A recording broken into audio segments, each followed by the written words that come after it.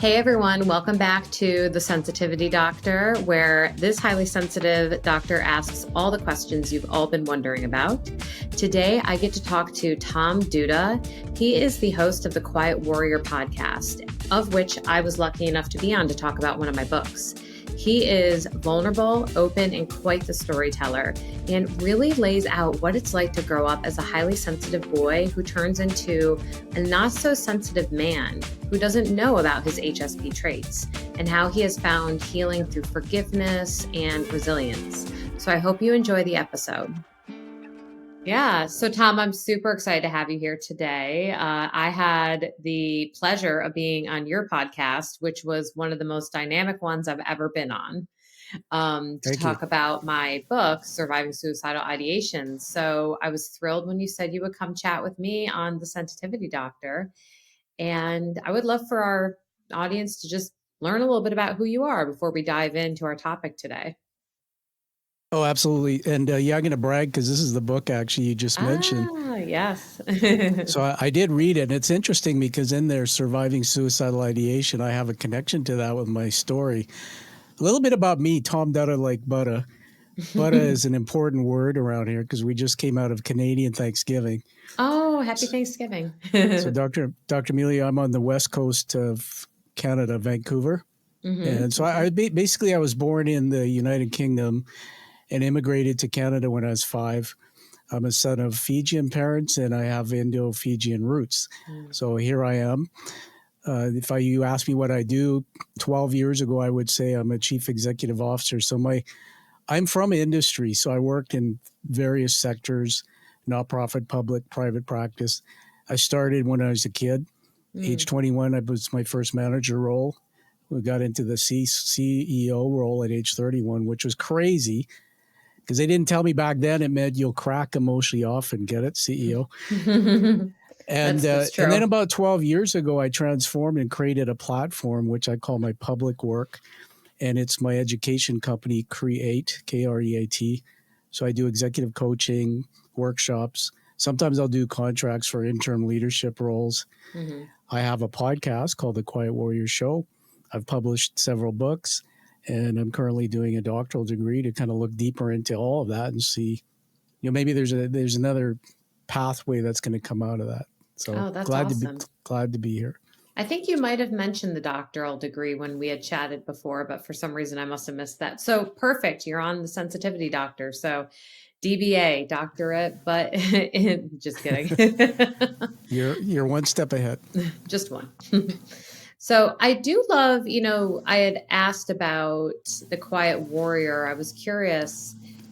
I love having sensitive men on the podcast because I think sometimes sensitivity is misunderstood as being something that is gendered, like being sensitive is a feminine quality. And that is just absolutely not true. And I was curious, first of all, did you get a chance to do the assessment?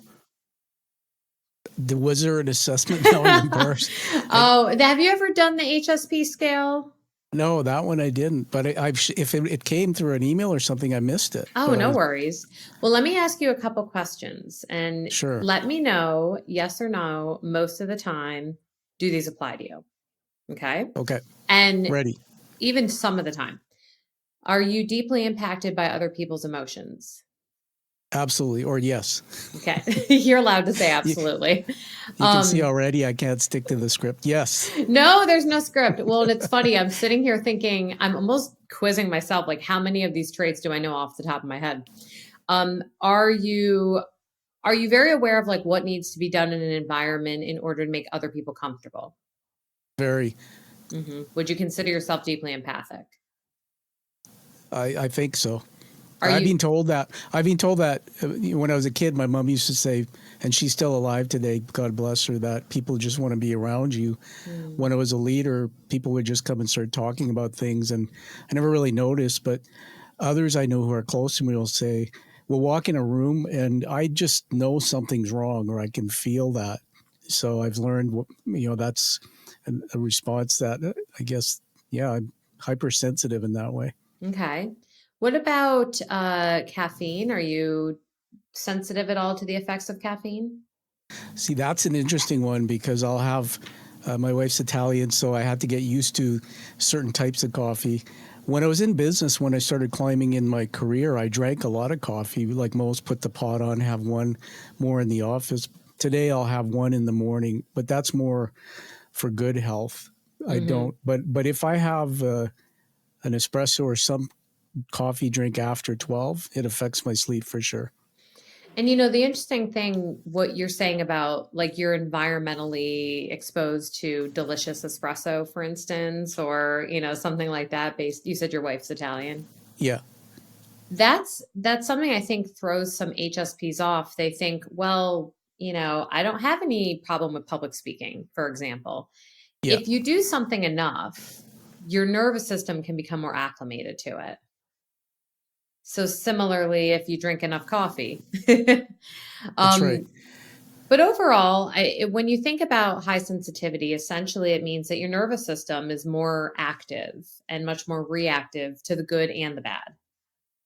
Yeah, absolutely. I mean, my life story, it's many chapters, and I Mm. remember when I have a baby pictures, I should have sent one and used it on the show, and people say, even my friends would say, "You're a sad baby. You never smiled." And I'll say, "Yeah, these muscles here, they don't work very well, and when I smile, they actually hurt."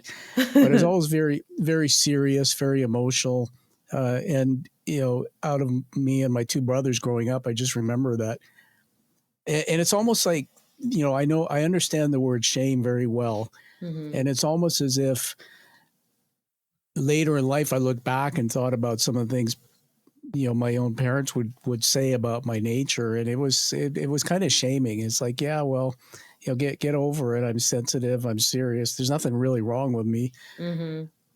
But I discovered over my life through various circumstances that definitely there's differences there. Hmm. You bring up a really good point about especially how boys and men are treated when they have some of these traits. You said shaming. Oh yeah. Yeah. Uh, well, yeah, especially so if we go step into the executive or the management roles in society. My father was a commanding officer in the British forces, and when we came to Canada, he became a commanding officer. So I was raised very strict. He was a chronic addicted man to alcohol, so it was a very different household that I grew up in. And then he left me when I was 12. Hmm. And the interesting thing is that when you're raised that way, you just think, because I just learned this through neuroscience, and when I had my brain injury, which was part of my life story, I just learned that as a young kid, everything was just fed into me. My brain didn't really question it. Right? I don't have Hmm. that rational brain. So I was told, don't cry, be tough, Tommy, that kind of thing. What's Hmm. very interesting, Dr. Amelia, is when I went in to start my doctoral work, I started studying masks and identity. And Hmm. one of the things I'm looking at is the masks that leaders or people wear, particular men. When does the mask, when can that mask come off? When is it on? And here's the other one, which is key to what you said, I think. When is it so embedded that you can't take it off, or you feel you can't? And in Hmm. leadership, absolutely, especially I've been there, you almost feel like you want to crack emotionally off, and it's tough at the top, or it's tough in leadership. Every Hmm. company, no matter what you do, the world's tough. But for men, we're kind of have that little voice in our head from our dads. You got to be tough. You can't cry. Hmm. And I had to change all that. I changed all that midway through my career just through some self learning. How was it that you did change that? Because I feel like so many men listening can absolutely relate. And, it's kind of funny, a weird reference. Do you watch The Bachelor at all? I did a bit, not religiously. Okay, so currently they have the Golden Bachelorette is on. So it's all much older men Yeah, and the Bachelorette's much older. I am loving that they are showing these men be so emotional, like tearful and supporting each other and loving each other, saying I love you and crying when one of them leaves the house, and it's just so refreshing. This I think this slow movement towards the actualization that tears are normal and healthy and part of a functioning body. yeah. Mhm. No, absolutely. I mean, it's interesting because you asked how did I change? It's like, how much time do you have? But there was a Plenty. there was a pivotal moment that actually I believe I did change, and it was at age 31 or 32. But I'll get to that in just a sec because I want to go back to my dad. My dad passed away, by the way, in January 2018, and I really miss him. And he left home when I was 12. Oh, He okay. had multiple affairs. I took the brunt of, I think, his physical and mental stuff, but he, unfortunately, he left us. And I just remember when I was around him, he never cried. He didn't show emotion. He was that tough military guy. When he wasn't drinking, he was he was a good looking guy. My mom used to say, because she met him in Fiji, he used to ride this little scooter that he was her little Elvis because he rode this little scooter and had his uniform. He was a good looking guy, played rugby in Fiji in high school. I played rugby. That's why I got so excited. Yeah. So, I mean, I'm building him up because all my life I hated him until, so I never I always saw him having fun. He had a gregarious laugh. He was a guy who everybody liked him. When he drank, he became sort of this villain. They say, and you can correct me, but they say that there's the one thing boys or men struggle with the most is abandonment. And I think that affected me at age 12 because he left. So I didn't have a role model to teach me about emotion. The interesting thing is my mom was very emotive. So I being around her. However, I got into my career and I got in trouble early in my career because I was incongruent. And I changed all this, and I'll tell you how it was actually through coaching and self-awareness. But I was climbing the ladders. So I said this in my TED Talk that I was a self-worth chaser, not a success chaser. It's a good way to put it. I learned that after questioning myself later in life. Why did I want to be a CEO? Why did I want to be a manager? I didn't even know what it was, but I just wanted to get there. And I know a lot of guys and gals too, who think they have to climb to get to a high level to feel good about themselves. So I started winning awards, getting into roles where I was doing very well. And I just worked hard. That's one thing my dad taught me. He says, don't ever put your hand out, Tommy. Work hard, stand out in the room. And that's another story. How do you stand out too, being somebody like me in a different world? But I started getting feedback on my first performance review, and the feedback was from a coach she was sitting in a room with me, and she says, you're winning awards, you're getting everything done they want you to get done around here, but there's some things. And then some of the feedback was you're grandstanding, you're arrogant and insensitive. And I went, whoa. Now, this was just to set the stage, Dr. Amelia, this was in a boardroom. I was the CEO of the company. It was in a company that was based in America, but I was here running the Canadian division. And it was out of practice that they just invested money and brought in a psychologist and a coach for me. And it was good. They would do that. But I never had a coach before. And now that I'm coaching others, I know a lot of people I try to coach who say, I don't need that. Because, first of all, arrogant, insensitive, you don't think you need a coach. And then sometimes it's hard to look in the mirror and get feedback. It's like, that's scary. So this woman would follow me around in meetings, and she would then meet with me. So we're sitting in a boardroom that day, and she gives me this feedback, and I couldn't get it. Honestly, I was just blind to it. I said, what are you talking about? I said, I'm getting the job done. If you knew me back then, I wasn't rude. I didn't yell. I wasn't that type of personality, but there was something about me that was putting people off. It was that one thing. I wasn't real. I was showing up incongruent. So I didn't connect to people emotionally. I didn't take the time to, if they're in a meeting and they're slumping in their chairs because it's a stressful situation maybe we're dealing with, I didn't see that. And what I realized is that that's really who I am. I'm actually that kind of person. Oh my God, I'm like, I wear it on my sleeve. But what had happened is I developed this mask or this crust on me because of the way I guess the way my brain was wired from being under command and control from that type of father. Don't cry, be tough, get high, I'll kick your butt if you don't get A's in school, that type of thing. So I naturally went into leadership without mentors and said, that's how you lead people. And I was using that same type of, I guess, rules in marriage. My first marriage, 7 years, was it didn't work out after 7 years. It wasn't because of her. And people ask me, how can you say this? I said, well, yeah, I can say it now because it's probably because of me, because I was insensitive and I was probably not as good a person in that relationship.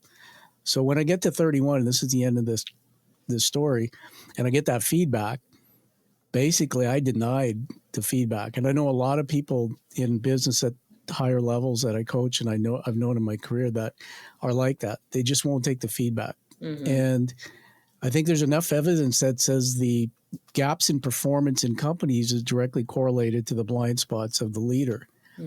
So I couldn't gel a team. I couldn't get people together and connect. I ignored it. But after about 6 months, I remember being down in Florida in a golf cart with one of the board members, and he just ripped me. And he said something like this, and I can say it because I won't tell you the company, but he looks at me, he goes, if you want to be the man, you got to be able to be two places at once, and you got to change some things. And that's the point where I got a bit of fear was in me. So I remember coming back, sitting down with my coach, and the next session, she was giving me more feedback, and there was lots of positives, but there's this one kind of thing. And then she kept hammering on me. In other words, hammering looks like this. Yeah, but Tom, people are sensing this. Some of your teams say that sometimes it's all about the agenda and blah, blah, blah. And then I welled up. See, I don't cry easy because I have to dig into that still. I think it's rooted back deep. I started welling up. We're in a boardroom and there's glass, and the team, I could see the people I work with outside. And I turned my head. I said, if anybody asks you what's going on after, just say I have allergies, because I started to almost cry. And I looked at her and I said this. I said, stop. I said, you're sounding like my dad. Wow. And that was the moment in my life where I knew something was broken deep inside. And from age 31 for the next 10 years, I did heavy self-development, coaching, reading, learning. And I basically I learned how to be more aware of other people's feelings. I practiced, I call it almost like skills, but level 2 listening, meaning I'm leaning into you like we're on a first date and I can't wait for the next thing coming out of your mouth. That was foreign to me because my mind was always your podcast. Well, thank you. But my mind was always here because, and by the way, leaders are like that, right? High pressure. But I had to practice and I had to learn and I had to identify when I was at my worst, when my ego came out, and then practice how to shift that. And there's a lot more to that I can talk about, but 31 was sort of the beginning. And I'd say it took me 2 years to make some wholesale changes, and I did it. And after going through that and meeting a few psychologists, some of them will, and you're an expert, I know, have told me that some people will never shift like that because they have to want to. And I had a reason to want to do it.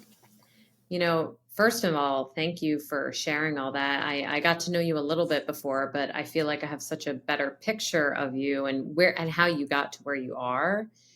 And something that just really jumped out at me from your story is that started so young for you was the image or the idea of toughening up, keeping it in, and being like rock solid. And I've noticed so many men come through my doors in my therapy office thinking that they have anger management issues, when in fact, almost always, they are a highly sensitive person who did not have an environment that supported their sensitivity.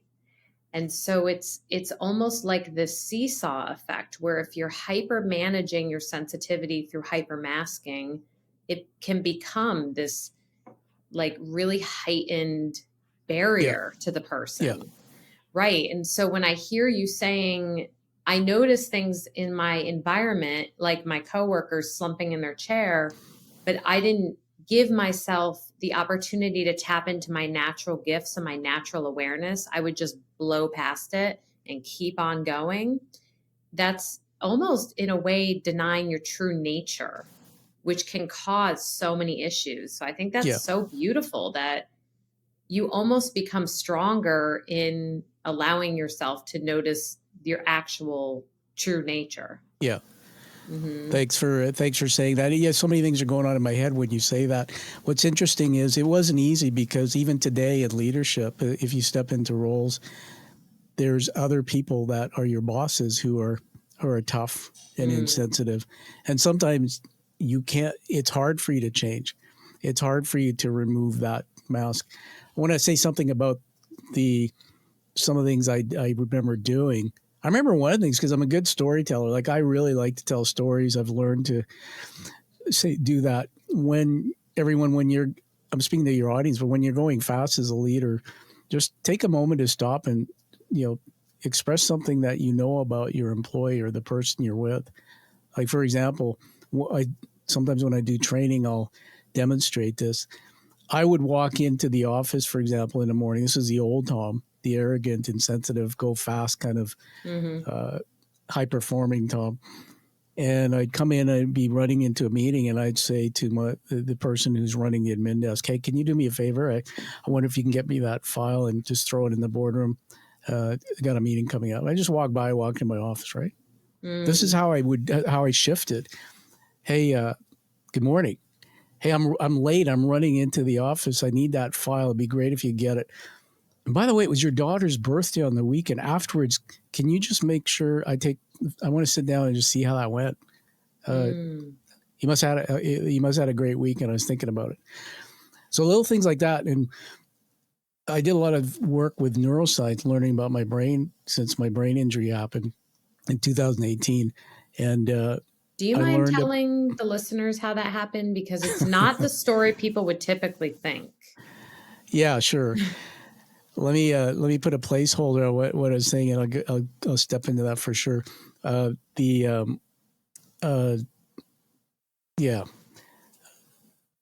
Let me just spit this out, and then I'll go to that. Yeah.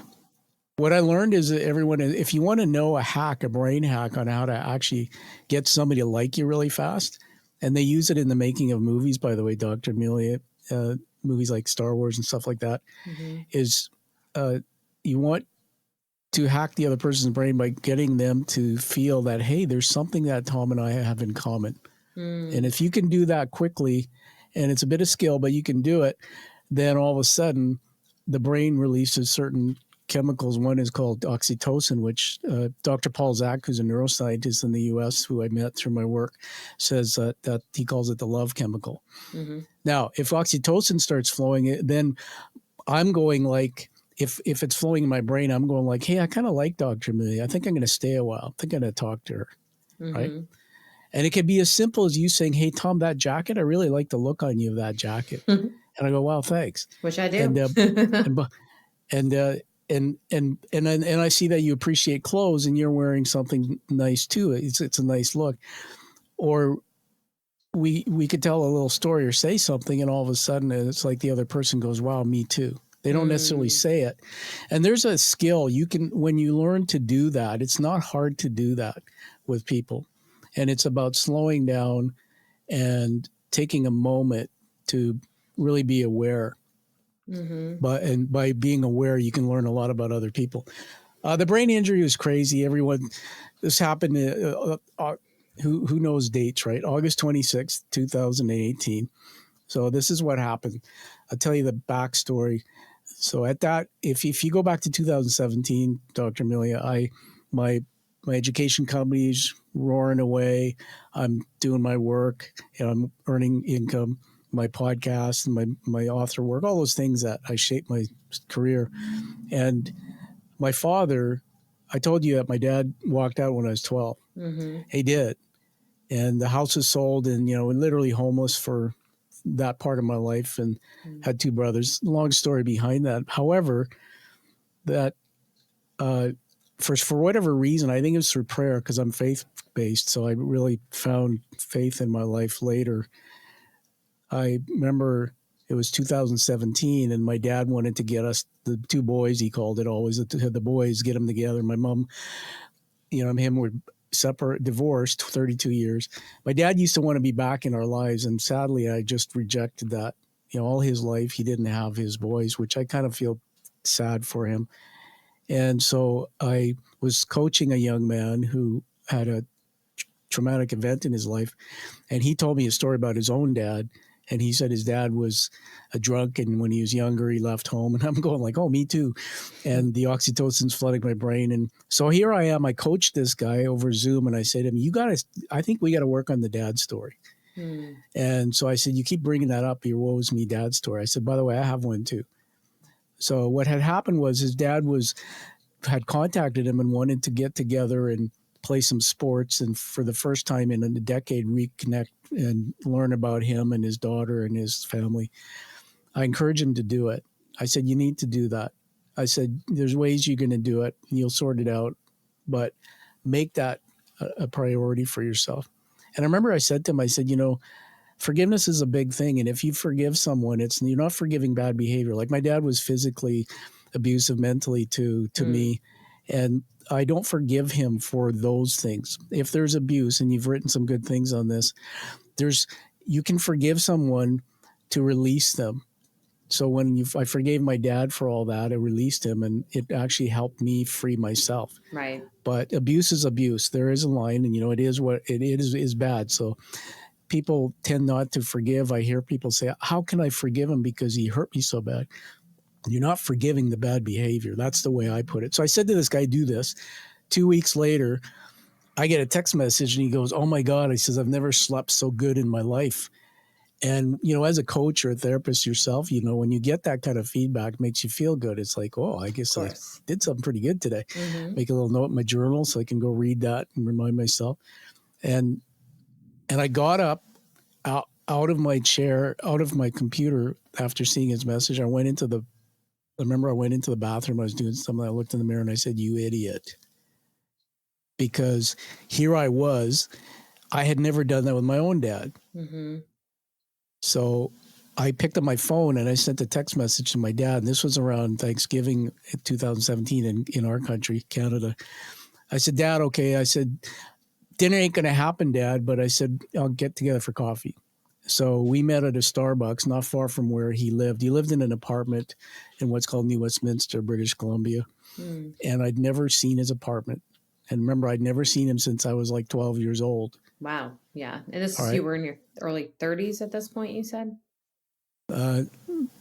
No, much later than that. Oh, later. Okay. It was after. This was only 7 years ago. 7 years ago. Okay. Yeah. Okay. So you can figure out, guess what I'm now. I'm not going to say it. Let's play guess the age. No, I'm just kidding. probably embarrass myself. But, and by the way, everybody, when I'm talking, sometimes I lose my train of thought because I did have a brain injury, and I'll talk about that because sometimes my thoughts just jumble. So my dad, I said, so this is how it happened. I put on my jeans. I got my black t-shirt because that's kind of my look. I get to the Starbucks, right? And I'm totally nervous. I'm melting in an emotional puddle in my gut. He's not there. I walk up to the door. I open the door, and it's like, whoosh, you smell of coffee in your face, and you hear. Well, it was November, so it's probably pumpkin spice, right? And I'm just kidding. Probably, yeah. And then you hear that milk frothing, and then the barista looks and says, "Hey, well, how you doing?" So good. I'm going, like, don't talk to me. I just gotta. And I remember looking at the Starbucks, and there was the counter where they're making coffee. I said, I think I'll take that table over there, and because if I sat at that table, I can sit on that side, and I can see the door. Like I was a mess. And I'm not even sure why I was there at that moment. So I sit down, and then all of a sudden, 10 minutes later, the door opens, and it's Dad. And he's this man, he used to be taller in my mind, but he was this shorter guy. He had a goatee beard. He always had jet black hair. His complexion, being a Fijian, was darker than mine, but not really dark, still fair. And he looked old and like kind of frail. And I think he was in his 80s or something. So he comes over and he sits down across me at the table, and he goes, I don't say anything. He leans over and he looks at me in the eye and says, son, how are you? He says, I love you. He says, I release you. I'm so sorry. And he pours his heart out. Yeah. And I was sort of like, I didn't have no idea what I'm going to say to him. I had never seen that side of him. But it's like God put us together in this moment for him to be able to say that. And then the rest of the half hour, I just sat and listened to him. And I want to share this as part of the story with your audience. If anybody's hurt you, anyone, especially the guys out there, make the time to make a connection before it's too late. So my dad's talking to me, and I say, Dad, oh yeah, he says, I love your book, because I wrote a book. Well, I've written a few books, but the one I wrote didn't put him in a good light in the first chapter. The first chapter of my book's called The Boy, and I use fables and I change identities and things, but it depicts what it was like in my house. And that book has had 200 reviews written on it. So a lot of people who read it have made comments that it did change their view of their lives in a better way, because I talked about that, but also talked about how I navigated through that. So we get to later in the conversation, I said, Dad, it's getting too uncomfortable. Why don't we meet again in the new year? And I'll get you on the phone at Christmas. I told him that so he could talk to my daughter, who I blocked my daughter in his life for a long time. So we give this big hug. It took a selfie. It's on my wall in my office here, blown up big. So I went from him being the villain to a guy I hated to all of a sudden, when he said, I love you and all that, it just melted off my shoulder, because for most guys, they don't know their dads love them. Their dads, for whatever reason, it's not always their fault. They don't do a good job of expressing it. Maybe they had that. In my bloodline, there's actually a generational trauma. So my dad's dad was an alcoholic. And there's a chapter in Indo-Fijian history of slavery, which I'm just researching now. So this trauma passes down. It's a real thing, as you know. So he leaves. And so it's Christmas. He's on the phone with my daughter, and I can see everything. My daughter's happy. January, I'm watching football. I don't watch football, by the way, but I'm watching NFL, sitting on the couch in the living room. And a text comes in from my uncle, Tom, my namesake, and it says, call your mom, there's been an emergency. My uncle's 80-something. He never texts because he doesn't know how. I pick up the phone, I call my mom, and she says this. She says, I'm sorry to tell you, son, but your father died. Oh, no. And my dad had a heart attack in his bed by himself. Oh, my goodness. And I remember I got up off the couch. I walked in down the hallway into the bathroom. I looked at Anna and I just said, Dad died. And she knew she didn't have to say anything. And I just kind of have with this numb feeling. So anyway, let's get to the accident. So there's an important reason for that. Before you move on to the accident, though, I just want to thank you for being so vulnerable and sharing all that, and how you were like really pointing such an important finger at the fact that whether it be your father that you don't feel that love from, or your mother, or whoever it is, it can have such a deep impact on boys and girls. And if you are a man who's sensitive or a man who's not sensitive, and you've experienced, sometimes I talk about the difference between independence and abandonment, and how a lot of folks who have been abandoned can then go on into their life to become hyper independent. Yeah. But really, independence is a much more empowered and a much more expansive and joyful place when you can separate it from abandonment. And it feels like that was a huge part in your journey. And I do agree, totally. You're an exceptionally good storyteller, because I felt like I was at Starbucks with you. Oh, goodness. Well, thank you. I'm thirsty now. Actually, I think a hot chocolate with some whipped cream on it. So basically, what happened is that I felt this weight off my shoulder. Honestly, all the pain just disappeared for the first time. And what I learned is, and I wrote about this in some things, that I was really seeking the acceptance of my dad. Everybody can be as simple as that. I love you, son, 3 words that somewhere in your brain, it just doesn't have that. It's got too much pollution, too much. You're an idiot. You're stupid. I could tell you things my dad said about us privately and publicly. You just don't want to hear, because most of it was when he was very drunk. And by the way, if anybody wants to know how my dad stopped drinking, he almost broadsided a woman and child and killed him in driving drunk. He lost his job. He lost his children and his relation with my mom. And that's what put him into AA. So this is the cool part of the story, there's redemption, there's hope. When I did my father's funeral, first of all, I had to have two brothers who chickened out. They wouldn't do the eulogy. So here I am trying to craft a story. We had 100 people in the room, and he was cremated, but we had everything set up, and we did a PowerPoint with pictures. I couldn't find, it was scary because I could not find 20 years worth of anything because I was not in his life. And it's the first time it reminded me that how crazy it is. Because trust me, everyone, and Dr. Amelia, later in life, like now I sit on the couch because my daughter's in university, she's out of the house, and I look at photo albums and memories. And man, I wish I had some memories with my dad in it.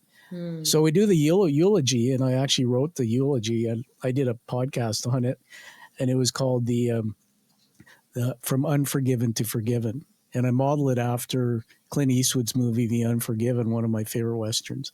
And I told the story of my dad being a villain who became, in my eyes, a victim when I learned the truth about his own story, who became a hero. So what my dad told me over that coffee was that his dad was a drunk. His dad died when he was young. My dad learned to swim, by the way, in Fiji by being pushed off a bridge. Oh my goodness. It was tough for my dad. Then he went in the army where drinking starts and all that. So we're doing the eulogy finishes, and there's 100 people, and then there's a lineup, and there's my two brothers on each side of me, and all these people one by one start coming up. I didn't know most people in the room. It was kind of embarrassing because that's how disconnected. First person comes up, this lady with a daughter, teenage daughter, and she looks at me, not my brothers. So first of all, I was uncomfortable. She goes, "Your dad talked about you all the time. And this is my daughter. He saved my daughter's life." And then the next person, "Your father was a pillar in the community." And the next person, "Your dad did this." I learned that my dad went into prisons, and he would go in there and he would do men's groups, meditations. So through AA, 22 years, he was in AA until I reconnected with him, and then he died, sadly. He went through this whole redemption and forgiveness himself and going back to others. So again, going back to the thread in the story, everyone, forgiveness is important. My dad, I think he forgave me, or he passed forgiveness and said sorry. I think that freed him, and that's why he passed, because he was ready. He was ready to move on. He was in pain, and he just needed to hear that. So sometimes, I know it's morbid, but I gave my dad something he needed to be free from pain. And so sometimes that step, and by the way, to get to a level of forgiveness, me going to actually have coffee with him, I had to do a lot of therapy, a lot of counseling, a lot of reading and self-work. So everybody, it didn't come easy. Just as I told you, I'm telling my coaching client, you better do this. And yet I'm scared, you know what, here as a coward, but I got myself through that. So I buried my dad. It's January 2018. And then I'm sitting in my patio in my house with a guy named Roger. Roger was a partner in an engineering firm here locally, one of the largest engineering firms in our country. Roger's daughter, Meredith, died from leukemia when she was 10 years old, sadly. So it's just to paint the picture, we're sitting on my patio. I would do coaching. I had a home base, and we would sit outside. We're having a beer. The wind's blowing, and we got some of those tall brush, and it's going like this in the breeze, and you see the shadows over here and the flowers. And it's a beautiful, like, spring day. And Roger goes, "You want to do the Ride to Conquer Cancer?" And I said, "What's that?" He goes, "Oh, it's 225 kilometers, which in your land, it's 150 miles or something." Like equating that. "On your bicycle in 2 days." I went, and that's how I am. I just went, yes, I'm in. Probably that was ingrained in me, just do and figure it out later. I said, "I don't have a bike, man." He goes, "You'll figure it out." So I borrowed a buddy's bike, a friend of mine, John, who actually rode for ALS because his son was dying of ALS. So this bike riding thing was like, this is cool. Roger says, "Meredith passed away, and me and my wife, we've been doing this ride for 10 years. This is our 10th year, Tom." And he said, "We're going to pass the $1 million fundraising mark." Wow, and that's I went, very whoa. cool. So his team was 80 riders, 80 bike riders. And there was about 1,700 riders that day in the ride. So here I am in the spring. I have 3 months to train. I've trained my butt off. It is hot. There's fires burning because of climate change. I remember doing my first century ride on my bike, which was a training ride when you hit 100 kilometers. That's brutal. And that was in my first month training, I hit 100 kilometers. And I remember, you don't know this, but I hadn't ridden a bike since I was probably 10 years old. My dad took the training wheels off my bike, and that was probably the last time I rode a bike. Oh. So I'm having to train for this Ride to Conquer Cancer. So I train, I'm in great condition, and the ride is August 26th. It kicks off from a place called the Cloverdale Fairgrounds. It's like a horse racing track here. And if you get there, it's like, it's, dawn and dusk, right? Mm-hmm. So the sun hadn't cracked yet. And we're on this fairground with like 1,600 bikes, guys and gals, all their uniforms. You got a number and all that. There's a big stage. The media is there. They got their cameras. They got video playing.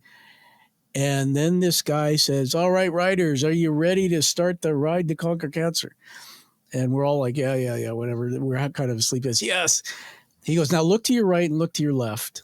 And you see all those yellow flags on the bikes?" And about half the bikes, half of 1,600 bikes had yellow flags. He said, "Those people riding have either beat cancer or they're in treatment." Oh, Can you imagine? Now, everybody, don't complain. From that moment on in my life, I never complained. Just do it. And so the ride started. We kicked off. So you could ride at your own pace. It's not a race. The hills and all that, it's brutal. And I remember this one guy whizzes by me, and he must have been in his 70s, and he's got a yellow flag. And I met him at the first rest stop. Every 25 kilometers, there's a rest stop with hydration, food. I go, "What's your story?" And he tells me what he's going through. And I went, "Man."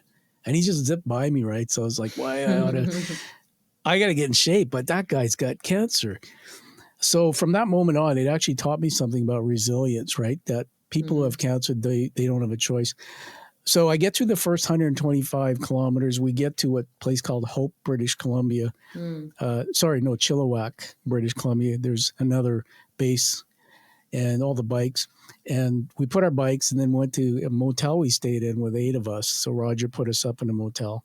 We were special, I guess. My wife came. She had the SUV, so she didn't ride. She was just sort of following around. And I go to shower because there's a team dinner. And this is where my life changed. So I strip off everything, and I, totally 125K soaking wet, from a ride. So you go have a shower. I stepped into this bathtub. It was a low profile tub. I stepped in like 1 foot in over the lip of the tub, 2 feet. I put the water on first, by the way. Then I turned this way. By the way, I'm not treating you like you don't know how to have a shower, everybody. But it's kind of cool if you go through what I did, that you start thinking about how you have a shower. And I went like this, and the base of the tub was like, I swear it was so slippery. My feet were shifting, and then all of a sudden, I'm looking at the front of the shower head. My feet are going like this, and both feet went out like that, and I fell backwards with the force of a 185-pound man. I fell backwards, and I broke the fall of my head.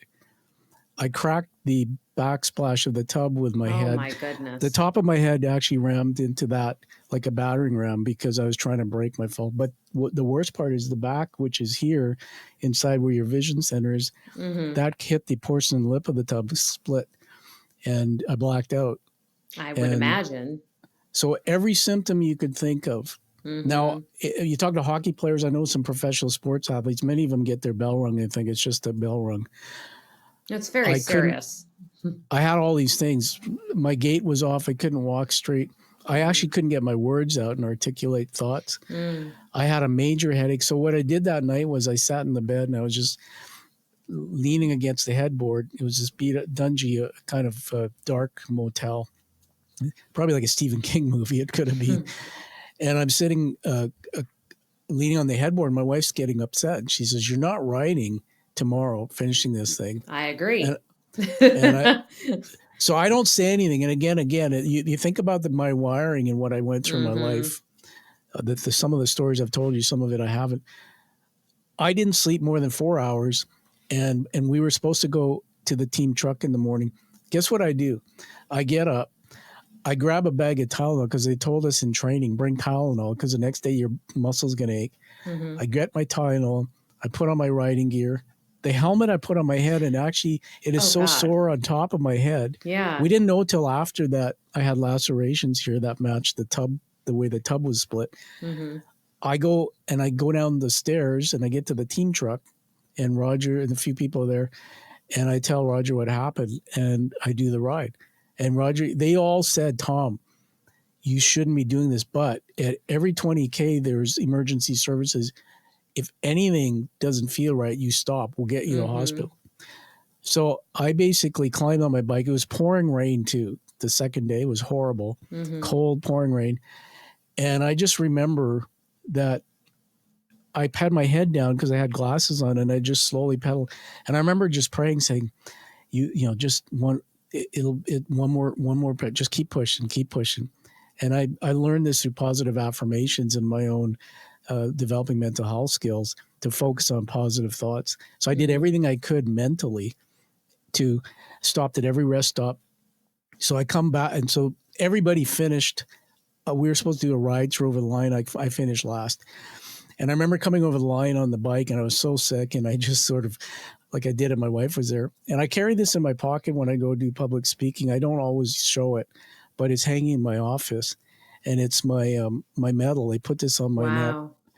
I finished the ride, even though it took me twice as long, but somebody asked me, why did you get up? And this is my answer. It's a God-filled answer. It's the truth.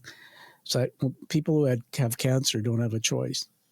People who are beat up like me as a kid didn't have a choice. You have to keep moving forward. And when you're in service to other people, you can do extraordinary things. So because I was riding for Meredith and 5 other people I knew had cancer, that I couldn't let them down. And my brain basically convinced itself, because it didn't know what it didn't know. And so there's extraordinary ability that we have. So it took me, that was 2018, August 26th. I slipped into depression within 2 months.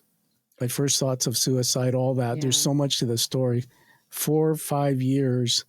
I still have some double vision and light sensitivity, which we're trying to fix. But through a brain clinic and that kind of stuff, I got my physical stuff sorted.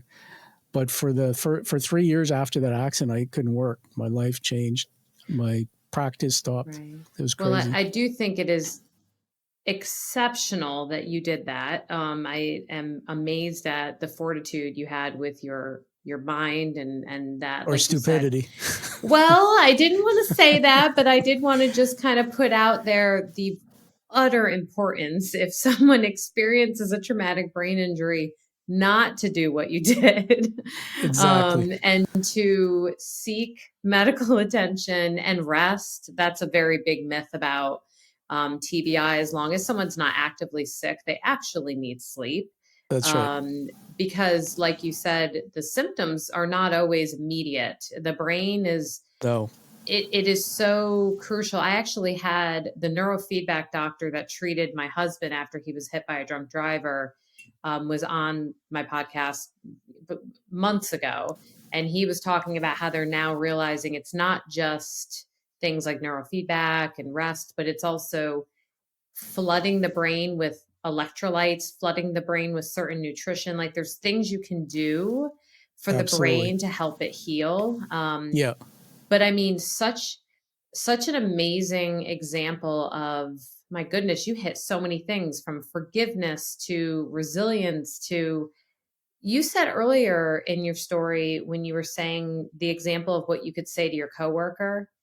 Do you want to know my favorite part of what you said to that coworker? It wasn't, how's your day going? It wasn't good morning. My favorite thing you said was, I'm running late. And the reason is because it was honest and it was transparent and it was vulnerable. Oh, thank you for that. Wow. Yeah, that was my favorite part of what you said. And it's really the big piece of why I'm so glad that you've come on to talk to people, is an example of what it can look like to be a vulnerable, sensitive man, but also a warrior. I mean, you have all of your stuff around the quiet warrior. And I have to say, part of me almost wants to like rebrand and insert sensitive warrior. It's kind of funny because my professor, Kate McGuire in London, that's where my doctoral is done. We talked about the title of my book and that title. Mm-hmm. We've had those discussions, but there's a whole story behind that too. But the quiet warrior actually came out of the discussion I had with a mentor about creating my business and writing my first book. Mm-hmm. And what I've learned looking back is back then in life, I had armor on. Mm-hmm. So fear of being hurt, especially as a man who's tough, but has all this stuff going on that I hadn't resolved. So I was tough. I was a warrior. I was like, I could slay dragons and do anything I set my mind to, but I was very quiet and, almost afraid to show that strength.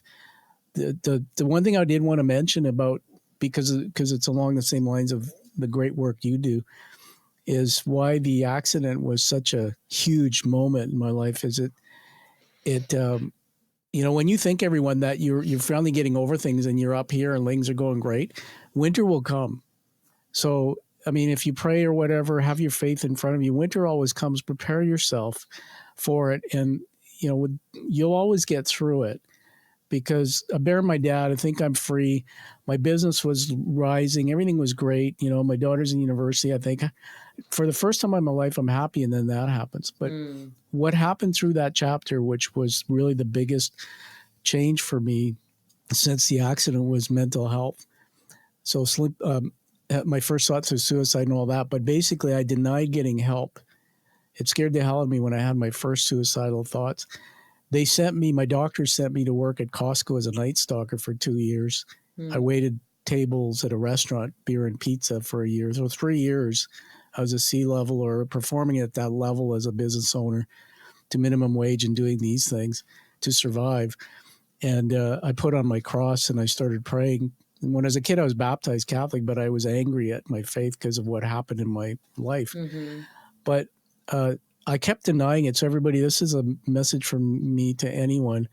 If you're having thoughts, if you feel depressed or anxious or stressed, I always say get a checkup from the neck up. But now I tell all my friends, every leader, every human being should have a therapist, a counselor, somebody in their care team. Mm-hmm. And we have to make physical and mental health come together as one. That's the new culture. Agreed. I started seeing a psychiatrist 3 years ago, and he unraveled my suicidal ideation. And then he put me into CBT, cognitive behavioral therapy, which I know you know what that is. But to everybody out there, man, I learned 166 skills on how to know how my thoughts work and how to change and manage them. And it's called cognitive behavioral therapy. Cognitive is your cognition. Behavior is how your thoughts behave. And therapy is therapy. I have a workbook. And what I started doing, Dr. Amelia, is I took 10 of the best skills out of that. And I started teaching it to my coaching clients. Mm-hmm. And I had one after one, they would say, where did you learn that? I wish I knew that before I started parenting my son and my daughter. Mm-hmm. I wish I had that. And I remember, I'll just finish with this on it, that I did so much therapy. I did a group therapy with like 20 people for 12 weeks. That's where I got my workbook. And you would come for 2 hours, listen to the doctors teach, go away, do self-work from the workbook, come back. And there's 166 different skills they taught us. And they said, take the ones that work. Mm-hmm. So one of my favorite skills, for example, is called a happy distraction. If you're stressed or whatever, go do something that makes you happy. So I love to cook. I love to go for walks in nature. And at the end of the course, we're all sitting in the room. And now you have to remember, if you haven't been into mental health therapy, everyone, doctor, you know this from being one-to-one with people. Over on my left here, there's like a square rectangular room, 20 people. Young lady over here breaks out crying every 20 minutes. Mm-hmm. Young lady. Mm-hmm. Multiple personality disorder, something they call it over here. Guy 2 doors down from me at the table says he's there because he had a heart attack 3 months ago and his whole life changed, got divorced, can't cope with it. I sat in that room going like, oh my God, I'm not that bad. But at the end, they asked one question. What was the biggest thing you got out of this program? Everybody said, why didn't we learn this when we were in our younger years? Why don't they teach this in school? You know what the psychiatrist said? In order to get access to it, you have to be diagnosed with a mental illness. And I thought, how stupid is that? This is my country. And so what I've been doing, my mission is, and this is going back a few years now, is I've taken those skills, and in my second book, I published it last year, I put 10 mental health skills, hacks you can use. I teach it to friends of mine, and I say, I'm not a doctor, but here's 2 or 3 skills, little brain hacks you can use. And it's making a difference. So get a checkup from the neck up, get help, see Dr. Amelia. But everyone, you can do things for yourself. When I was in my dark, quiet moment, sitting in my living room ruminating for 2 years and then going to stock produce at Costco, when I was doing that, I just found things, talking to people. There's so much stuff out there that you can get for mental health. Well, you certainly align with literally what I have thought, or my mission my whole life, is that there's really no reason to have a therapist only when there's a crisis. I think it would be fantastic for our culture and for humanity if it was just a normalized thing. We have a family doctor. Why not a family therapist that's on call if something comes up? Or exactly. There's also therapists that are very, solution focused. If you just want to go in and address one thing, or people like myself, where I'm kind of more, I call it peeling back the onion. Like, I'll be with you through the different layers of life. So I just want to thank you so much for coming on today. You You're have welcome. like so many things within your story I think people can resonate with. And I'm curious if they wanted to get your books, learn a little bit more about you, listen to your podcast, which I think I'm going to be coming on back at some point talking about a different book. Where can they find you? Yeah. No, thank you very much. I've got those 2 books actually right here in my books that I'll be reading. I'll definitely have you back. I love that those are books because the way they're stacked, they kind of look like CDs. So like it's going to mix a track. Yeah, until I try to pull one out and they all come down. I need room. My favorite thing to do, by the way, everyone, is I do host a podcast, and there's a lot of people like Dr. Amelia who are brilliant, have written books. I always ask them, the author, to sign it. So every book I have is personally signed by the author. It's just so special and meaningful. Where can you get a hold of me? It's www. I don't know why people say that anymore. Of course, we know there's 3 W's before the URL. So create is a play on words. So it's K as in kitten, REAT.ca. All my public works there. So there's a book page. Now that you give me a chance to do a shameless plug, I'll just do it. This is the first book, The Way of the Quiet Warrior, and it was my memoir. And basically, if you want to know what it's like to be a CEO who grew up in my roots, who got to the top and navigated a lot of stuff and was successful, but at the same time had, I call it wolves, or voices in my head from all this trauma that was unresolved. That's my book. We hit #1 in Canada, USA a few months after it was released. And so I'll be happy if you check that out. Reviews are awesome. This one is the one I mentioned a minute ago. The Quiet Warrior teaches Jeannie. And Jeannie's actually a lady who lives in California, and that's her younger self. And in here is 10 mental health hacks or skills. And then I had 12 contributing authors. I wish I'd known you back then, who we asked to write we asked them to write their story of mental illness and recovery and their top 5 hacks. So there's 60 skills in here, but what's really awesome is the book is fully illustrated. Awesome. So it's very unique. And then the last one, which I have to tell you about, this just dropped in May. It's my first coloring book for children. For me, it's all about the kids. That's so cool. They're all on Amazon. So crate.ca, you can connect with me through that. There's an email address. And my podcast is called The Quiet Warrior Show. We live stream it every week. So I'm in studio. So we're on YouTube, Rumble, LinkedIn, Twitter, Facebook. And then if you go to the @Tom Dutta YouTube page, there's about 400 videos, but all the videos, productions are there. Awesome. And I'm just so grateful to be on your show. I admire you so much. Aww, and it's funny that sometimes I have this imposter syndrome where I think nobody really wants to hear from me. And I interview a lot of people, but this is like being so awesome. So. Oh, good. I'm so glad you came on, and I'm so just appreciative of, like I said, your vulnerability and being open, and would love to have you back sometime. So I hope you have a good rest of your day. And bye, everyone. Be well. Bye-bye, everybody. Thank you.